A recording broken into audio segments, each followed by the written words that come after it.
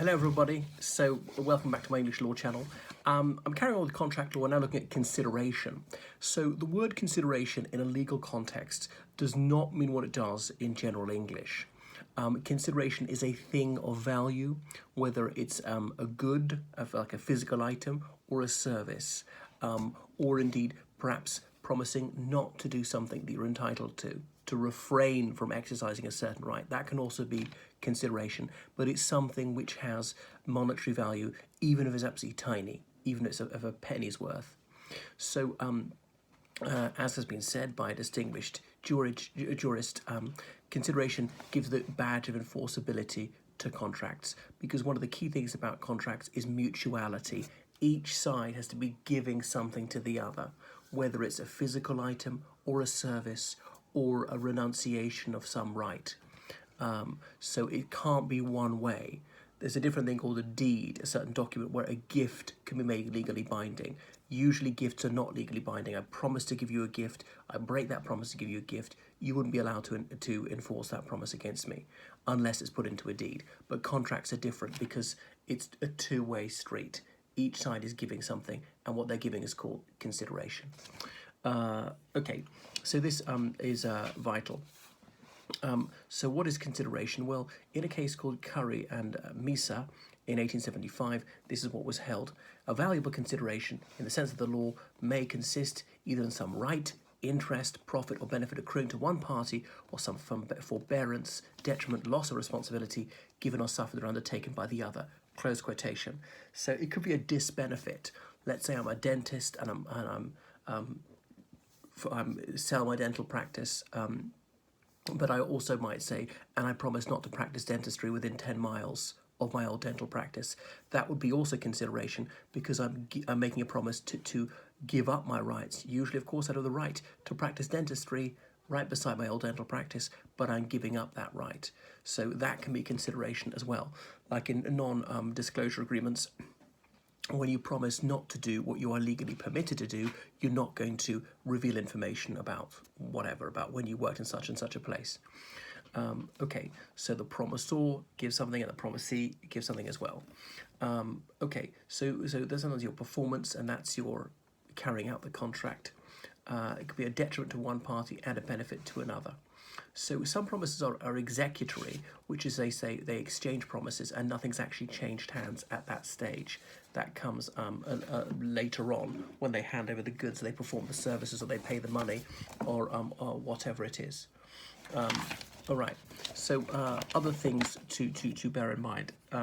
So promises are enforceable. Cook and Wright, 1861, was about this, and the Court of Appeal upheld that in Simon Tobb against Chavlier in 2009.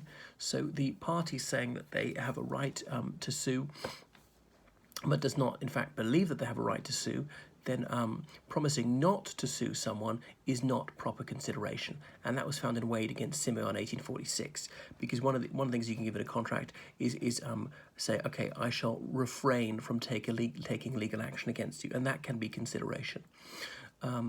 Anyway, so the courts don't want to promote dishonest behaviour, which is why they won't uphold this as consideration, a promise not to sue when you believe you've got no grounds for suing. So suing is like from pursuing, as in chasing through the courts, taking out a lawsuit against them. The courts, they regard making a promise as consideration, and doesn't just have to be performance, because performance is actually handing over the items, carrying out the service, or whatever, but the promise itself is consideration. And Lord Dunedin found this in Dunlop Pneumatic Tyre Company Limited against Selfridge and Company Limited, 1915. So remember, some contracts are completely executory, as in unperformed. Nothing's been done yet. Okay, so it's an exchange of promise.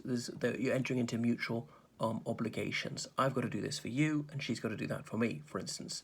Benefits accrue to either, or a detriment will include to this one or to that one. Okay, so you can't enforce a promise if no consideration has been provided, and that was found in Tweddle against Atkinson.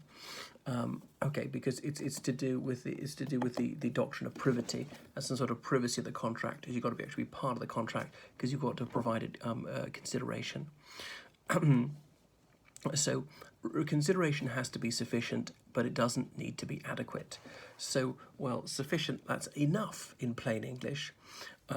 Well, you have to provide something, even if it's a penny, even if it's a peppercorn. We talk about peppercorn rent, but there doesn't have to be equal economic value between the consideration provided and what you're getting in exchange for it.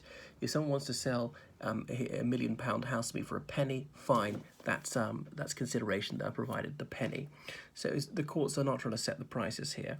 So Thomas and Thomas in 1842, there was a case here where it was found that a £1 rent for a house was enough for the promise to have the right to reside in that said domicile, even though £1 was far below market prices even at the time. Okay, so paying money or the promise to pay money is always proper consideration.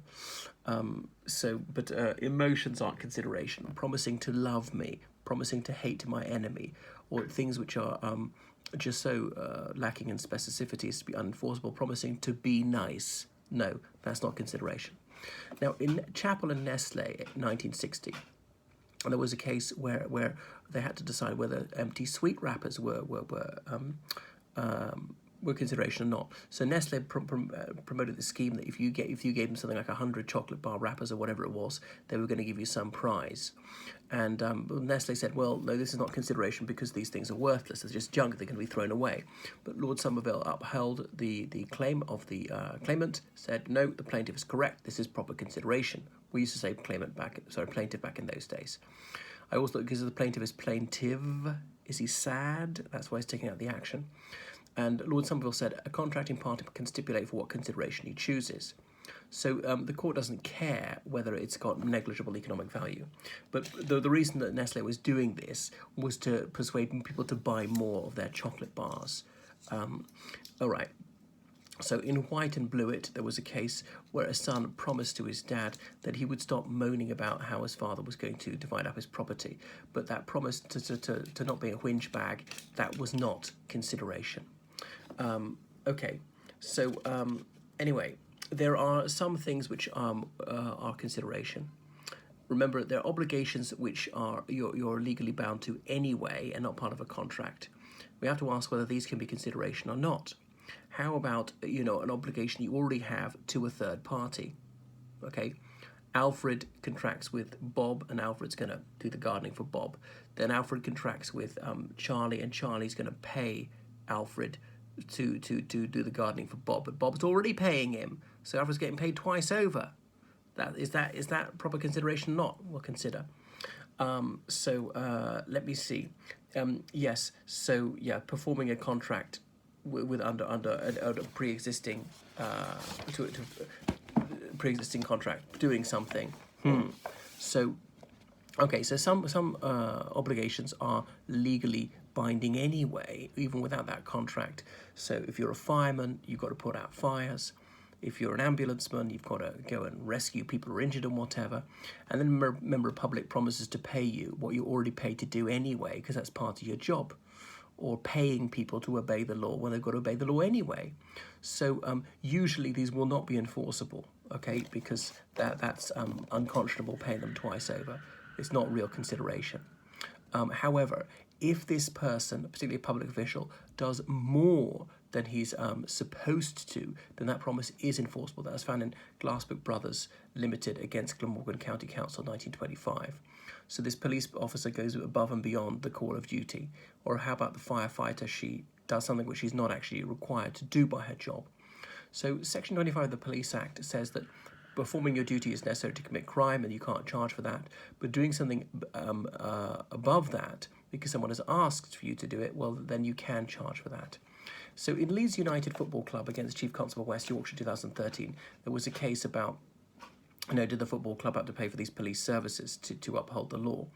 And so they said, well, they do if it's actually in the club's own premises, but if it's an area which is not owned or controlled within the football club, then they can't charge for it because, of course, the police got a general duty to maintain law and order. So there are other things to think about. So how about duties which are already owed under another contract? Well, courts usually say this can be proper consideration for an additional promise. There was Shadwell and Shadwell 1860 about promise to marry. Back in the 19th century, breach of promise of marriage was actionable. You might have seen Trial by Jury, this musical comedy by Gilbert and Sullivan from about 1900. And the judge is singing, When I Good Friends was called to the bar and had an appetite fresh and hearty, I was, as many young barristers are, an impecunious party. I got tired of third-class journeys and dinners of bread and water, so I fell in love with the rich attorney's elderly, ugly daughter. He tells a story about how his prospective father-in-law gives him legal advice, promotes his career, and then he ditches his fiancée because he doesn't need her anymore. But you could be sued for that back then. There was someone else gave some additional consideration to persuade Shadwell to marry whoever it was. Or unloading things from a ship by stevedores, even though these stevedores already been paid to do it under a contract with somebody else.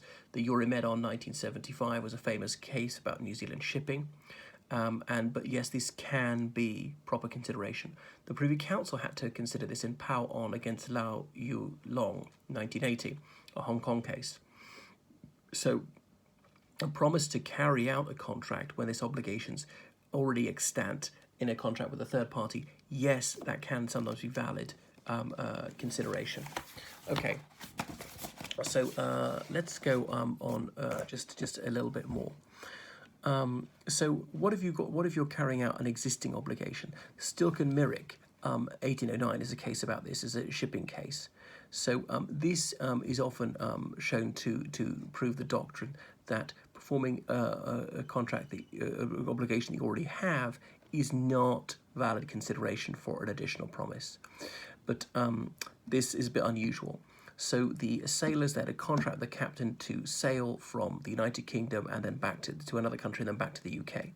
So on the voyage, the sailor said, well, we want to be paid higher wages. And the captain caved in, feeling he had no choice, because when we get to the other port, they might just desert and they jump ship, or wouldn't have enough sailors to sail the ship. So he said yes. They reached their destination. They turned around, sailed back to the UK. And he said, well, I'm not going to pay you any extra because you didn't provide any consideration for it. All you did was to do what you're already obliged to do, which was to sail the ship. And the courts found for the captain, for Myrick, saying otherwise sailors would always be able to hold captains to ransom by threatening to desert if they didn't get better paying conditions. But if they'd done something beyond their specified duties, then that would have been good consideration. And that was found in Hartley against Ponsonby. So now the other things like Williams against Rafi Brothers and Nichols Contractors Limited 1991, about those painters and decorators are doing some work in some house, and through no fault of their own, it was found that there was something wrong. It was going to take much longer to do this work, and so they asked for more money, and the other side agreed to it. And then the other side eventually said, well, we're not going to pay you because you didn't provide good consideration. You were just doing what you're already obliged to do. But the court said, no, you had to pay them the extra money. And there were various reasons for that, saying there was no dishonesty on their part, and it was going to cost them more, take them longer, so you have to do it. And you had a performance interest in them doing this on time. Anyway, there's sometimes practical benefits which arise to help the promisor, as in the claimants carried on doing work and they didn't abandon the contract. And there was also, you as the promisor might need this work finished by a certain deadline, otherwise be a penalty clause in another contract, and you've not had that hassle and the expense of finding other people to do the work by your contractors running out on you. But you could say that would have been the case in Stilk and Myrick, but for some reason Stilk and Myrick is a little bit different. But they say it was unconscionable because the sailors are putting this undue pressure on the defendants in that case. So Williams and Rafi, this is what Lord Justice Glidewell said about it. So there are 6 limbs to the Williams and Rafi test, whether performing an existing obligation is proper consideration. So number 1, was there a contract for goods and services? If yes, okay, looks like this is the first step to saying, yeah, probably this existing obligation is going to be proper consideration. Number 2, Was the contractor unable to carry out the contract as originally promised, like through no fault of his own? He's not done anything wrong, he's not failed in his duties, but the situation has changed. Number 3, has the promise or agreed to pay the contractor more? We want a yes answer to that one, if this is going to be satisfied. Number 4, has the promisor said he found that he's going to get some sort of benefit from this, as in the contract's actually completed? That's usually yes. And number 5, was there no fraud and no duress used by the promisee in order to extract that promise? And if it's yes, it's looking like the promisee is going to be able to force the promise. And okay, so number 6, well, just were all those conditions fulfilled? If so, then the promisee can enforce the promise. Anyway, what else? Anyway, there used to be this rule that part payment of a debt can't discharge the whole debt. Ray Select Move 1995 was a case about that. MWB Business Exchange Limited against Rock Advertising Limited 2016 was a case about that. The Court of Appeal said the person who owned the property was bound by an oral agreement with the occupier who had not paid things, because the original written agreement said that they would accept late payments, and they came up with a new scheme of delayed payments. So this later agreement, it gave some benefits to the owners, because they got some of the arrears of rent instantly, and the benefits were not vacant, so they were always making money out of it. So this seems to be overturning folks against Beer 1885, that part payment of debt doesn't discharge you from payment of the remainder. So they're doing less than before. So the MWB case was appealed to the to the Supreme Court in 2018, but the Supreme Court didn't tell us how considerations changed. So the Court of Appeal in Williams and Rafi said that modifying a contract can be ineffective if there's a provision in the contract saying that it cannot be varied. NOM, no oral modification clause, saying this is the contract, that's it. You can't say something. Someone says something, the contract's changed, and the other side accepts it. Well, that still doesn't operate. You can only go by what's written in the original contract. So Lord Sumption, said the contract was difficult. The whole thing is difficult, and more judges should sit on it, and it should be a ratio decidendi of a case. So we have to re-examine this difficult area of law. In Cavager Square Holdings BV against MacDessie, Parking Eye against Beavers 2015. There used to be a penalty doctrine that the court used to look at. Okay, is there anything else about consideration? Just a little bit more, really. And that is the Supreme Court in the MBW case said that they accepted the principle that courts should enforce contractual terms about regulating how the contract is amended. So the Court of Appeal, they went with this principle in NHS Commissioning Board against Vassant in 2019. Toodaloo.